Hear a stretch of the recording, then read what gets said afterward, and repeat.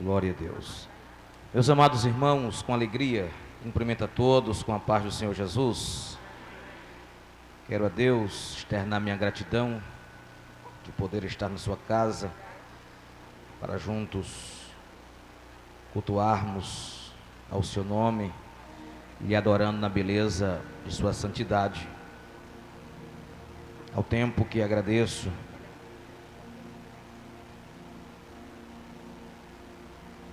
pela oportunidade facultada de estar sendo útil ao seu reino, desta feita ministrando a sua palavra. Ao nosso pastor Arnóbio Tavares, pela confiabilidade, por acreditar em nós, mesmo não sendo merecedores.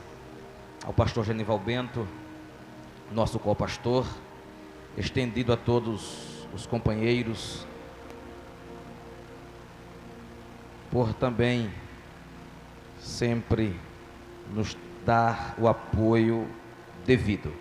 Sem isto seria impossível prosseguir. Queridos, livro dos Juízes, capítulo 6, por gentileza. Você que é detentor de um exemplar bíblico, abram no Juízes, capítulo 6, versículos 33 e 34.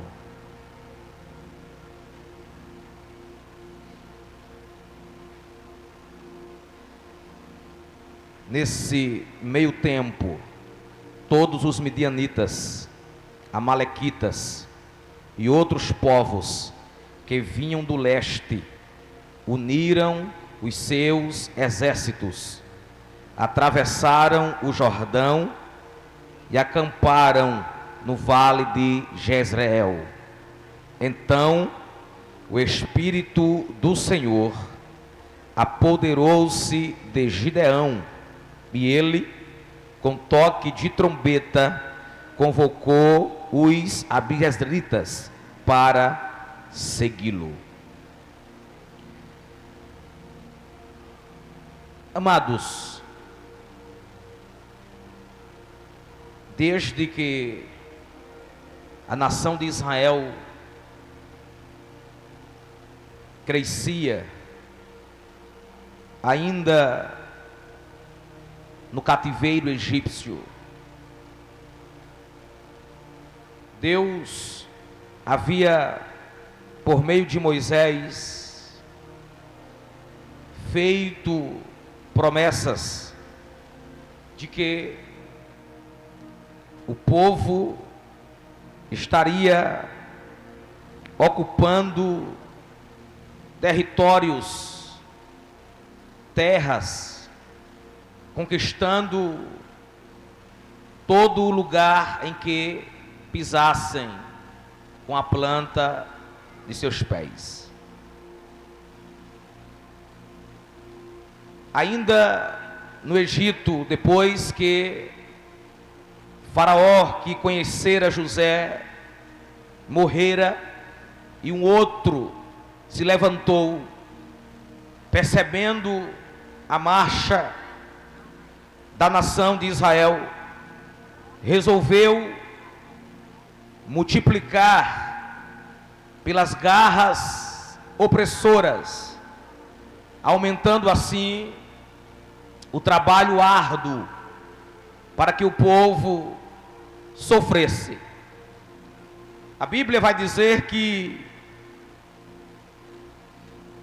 embora Faraó multiplicava, Faraó aumentava de forma rigorosa a sua força opressora, quanto mais Faraó os afligia e os apertava, o povo crescia e se multiplicava.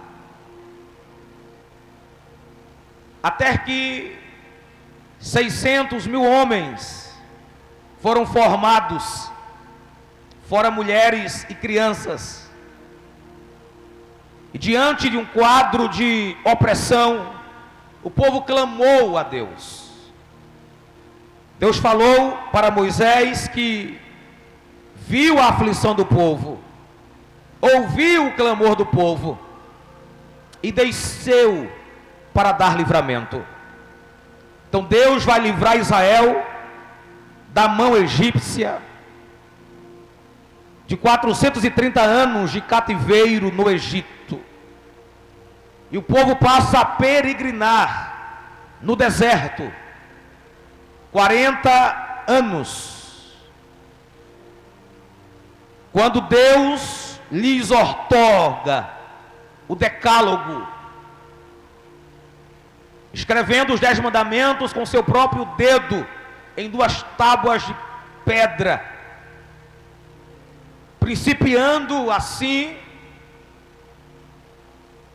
várias leis que iriam nortear a vida do povo, revelando assim Deus a sua vontade. Leis proibitivas e leis obrigatórias, que eram subdivididas em morais, civis e cerimoniais.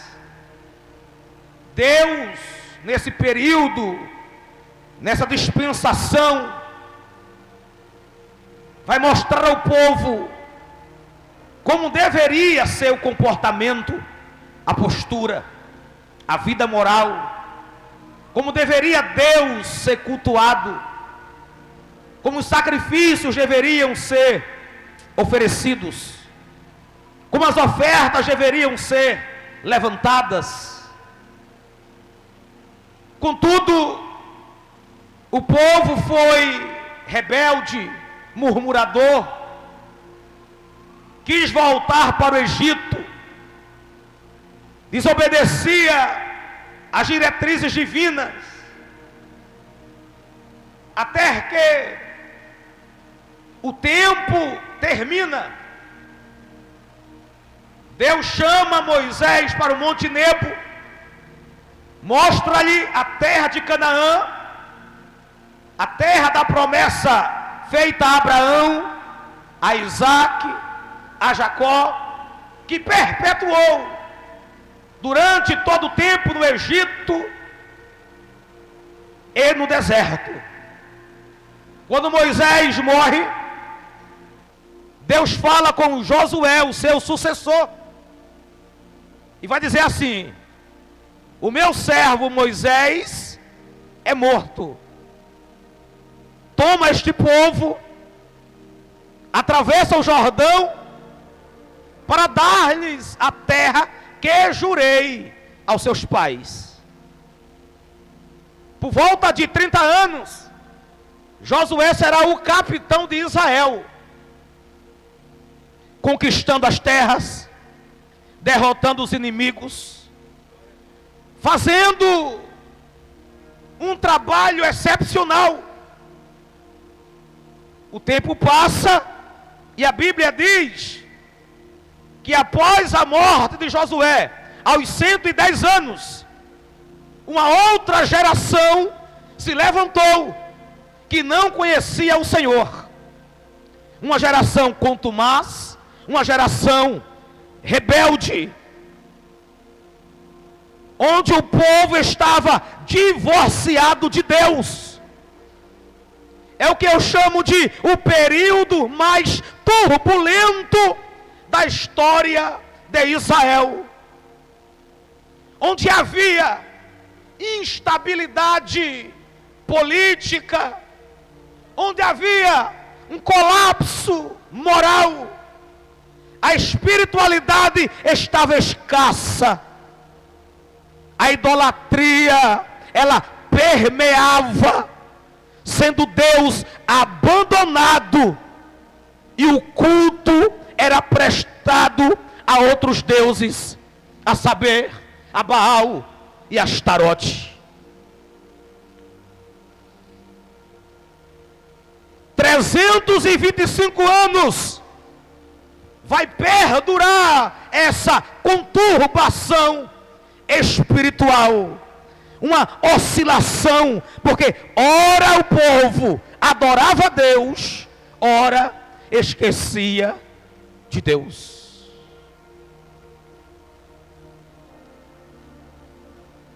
Por esta razão, a ira do Senhor se acendeu contra Israel, e por isso Deus os entregou nas mãos dos inimigos, levando-os a um tempo de opressão, de domínio, de angústia sem precedentes.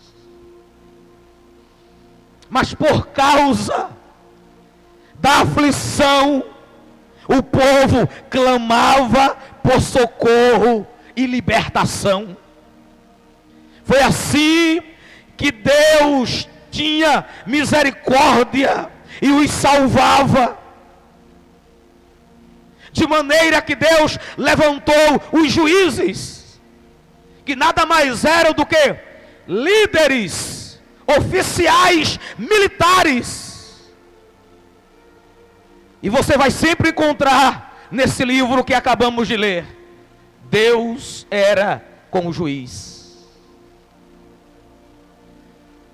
Quando o povo havia sido liberto da mão opressora de determinados inimigos, como Cusã-Risataí, rei da Mesopotâmia, como Jabim, rei de Canaã, como Eglô, rei dos Moabitas, que o povo se sentia livre, que a terra sossegava em um tempo de paz, o povo outra vez esquecia de Deus, voltava a praticar idolatria, abandonava o culto verdadeiro, adorava ao paganismo, aos deuses das nações. Outra vez Deus levantava outro inimigo. Deus levantou assim,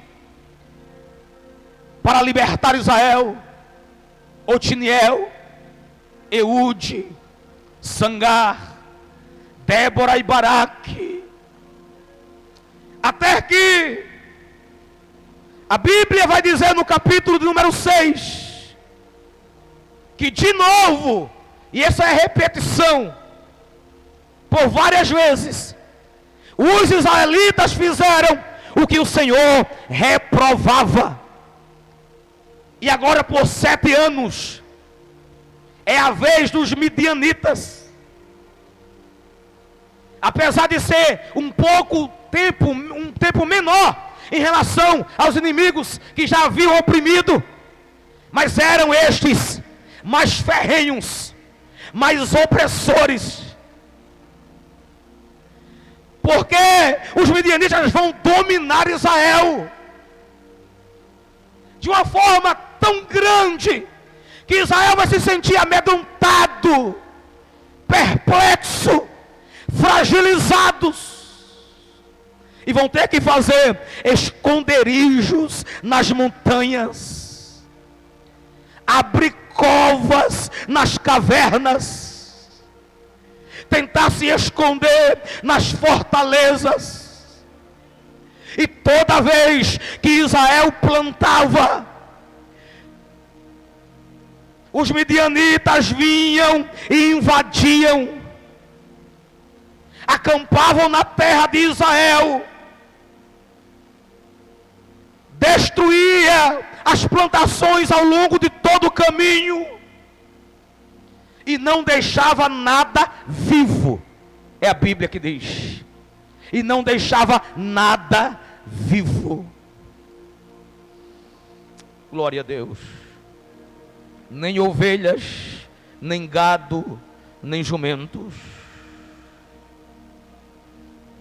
Outro detalhe, eles vinham como enxames, como bandos de gafanhotos. A NVI diz que era impossível contar os homens e os seus camelos. Eram impossível.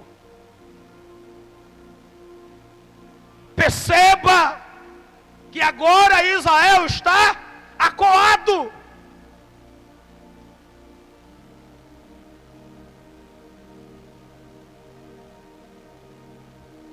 E Israel vai empobrecer tanto, mas tanto, que outra vez o povo lembra de Deus. Tem gente que é assim, só na hora do aperto, só na hora da dificuldade, só na hora da enfermidade, só quando está beirando a morte, é que vai lembrar de Deus. É quando vai dizer: se Deus me curar, eu vou fazer isso, eu vou fazer aquilo. Se eu sair dessa, eu vou fazer a obra. Se eu me recuperar dessa situação, eu vou evangelizar. E Deus conhece e sonda o coração. E Deus sabe da sinceridade. E Deus sabe se há verdade. Glória a Deus. Mas Israel clamou. Os israelitas clamaram por socorro. E quando os israelitas clamaram ao Senhor, Deus enviou um profeta. E o profeta vai dizer: eu tirei vocês do Egito, da terra da escravidão. Eu livrei vocês do poder egípcio, da mão de todos os opressores. Eu expulsei os inimigos. Eu dei a vocês a terra deles. E também disse a vocês: eu sou o Senhor, o teu Deus. Não adore a outros deuses. Ou seja, vocês estão assim porque vocês procuraram. Vocês estão sofrendo as consequências do abandono. Em outras palavras, vocês foram alertados.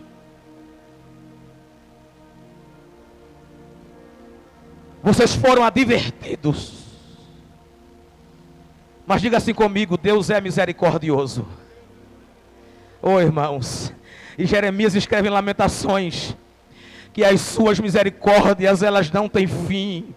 Novas são a cada manhã. E elas são as causas de não sermos consumidos. Isso não é meritório. Isso não é mérito nosso. O que temos, o que somos, o que fazemos, nada disso. É Deus que usa de misericórdia para nos sustentar. E o anjo do Senhor vai e se assenta debaixo de uma árvore lá em Ofra, que pertencia a Joás. E os irmãos sabem que Gideão estava malhando trigo lá, que na verdade era um tanque de prensar uvas, exatamente com medo dos midianitas. Gideão já estava escondido, mas o anjo que lhe aparece diz: o Senhor é com você. Gideão, você é um poderoso guerreiro. Gideão vai retruncar, vai dizer: ah, Senhor, por que tudo isso nos aconteceu? Parece que Gideão não estava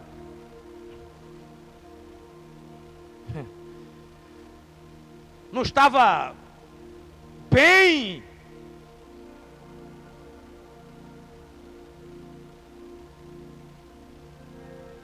Gideão lembrou só das promessas, mas os requisitos basilares ele havia esquecido.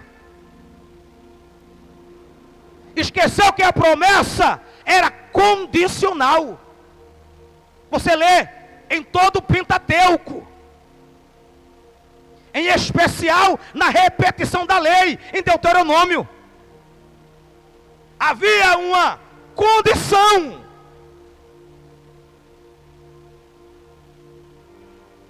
Mesmo assim, Deus foi firme com Gideão e disse assim: olha, Gideão, com a força que você tem, você vai libertar Israel das mãos de Midian. Não sou eu quem o está enviando? Porque Gideão tinha dito que era o menor. Ei, não importa se é o menos importante e o menor da família, quando Deus escolhe como valente guerreiro, é para avançar diante dos inimigos. Glória a Deus. Gideão vai passar por algum teste, vai experimentar a presença, porque Deus diz: serei contigo. Vai entender que é um escolhido, porque Deus disse: é você que vai libertar Israel. Gideão vai entender qual é o propósito, e o propósito é derrotar os midianitas como que se fosse um só homem. Deus está dizendo assim: todo o exército grandioso, incontável, vai ser derrotado como que fosse um só homem. Isso aqui é uma promessa. Isso aqui é terrível. Gideão vai ter que oferecer um sacrifício. Quando ele foi para casa, preparou um cabrito. Aí NVI diz que era uma arroba entre 20 e 40 litros. Feito de farinha, fez os pães sem fermento, pegou a carne num cesto e o caldo numa panela, colocou fora e os ofereceu debaixo de uma árvore. Gideão ainda vai ter a sua primeira comissão. Qual é? Derrubar o poste ídolo de seu pai e o altar de Baal. E depois vai construir outro em seu lugar e dedicar ao Senhor. Mas deixa eu caminhar para o objetivo disto. Diga comigo: princípios divinos na vida de um escolhido. 3, pelo menos, visualizamos aqui. Diga comigo: Deus prova, Deus estimula e Deus honra. Para fixar e aprender, diga: Deus prova, Deus estimula e Deus honra. É aqui que Gideão terá a sua fé testada. Eu já aplico. A historicidade os irmãos conhecem. Nós não podemos ser covardes. Nós não podemos nos amedrontar. Não é hora de recuar. Temos que ter coragem. E eu provoco os irmãos a crer no improvável, a ver o invisível,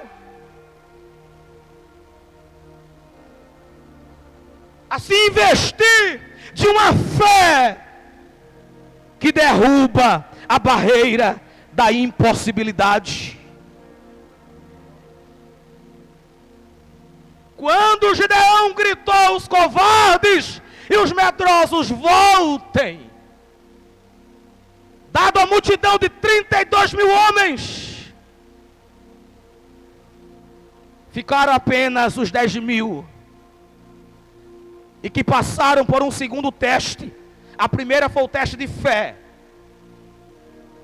A segunda foi um teste de experiência, para provar a habilidade, a destreza, a atenção, a vigilância.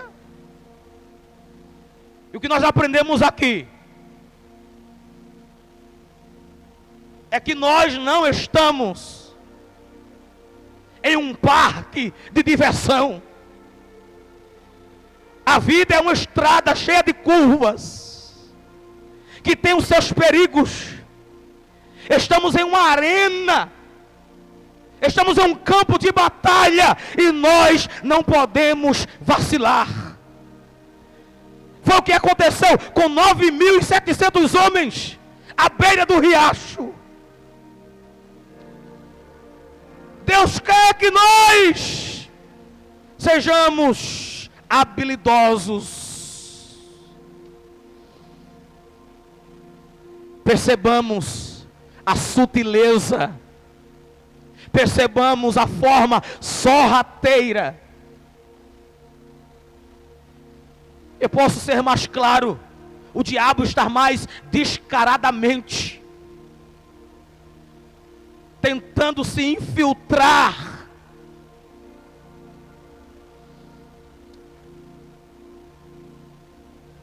ou você faz parte dos escolhidos, ou você faz parte dos covardes. Não há meio termo. Ou você está no lado dos 300, ou você está no lado dos 22.000. Mas ainda existe o grupo dos que vão para o teste da experiência e são reprovados.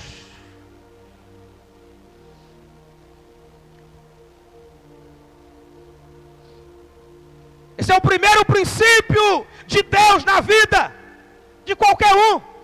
É que Deus prova.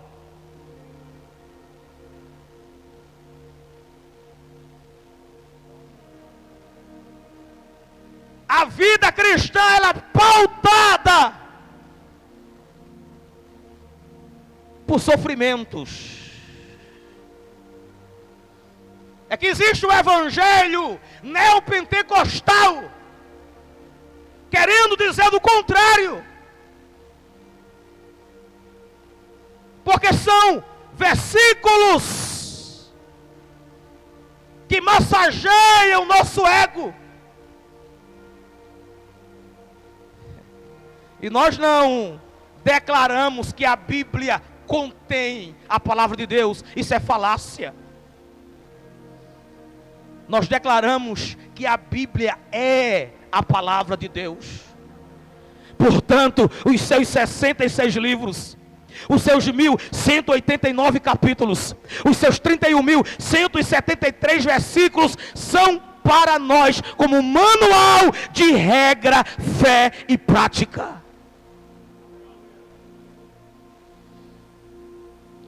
Mas Deus estimula, além de provar. E como estimula? Fazendo promessa. Gideão, entregarei o acampamento dos midianitas em tuas mãos. Em números, para os irmãos compreenderem, 135.000 contra 300.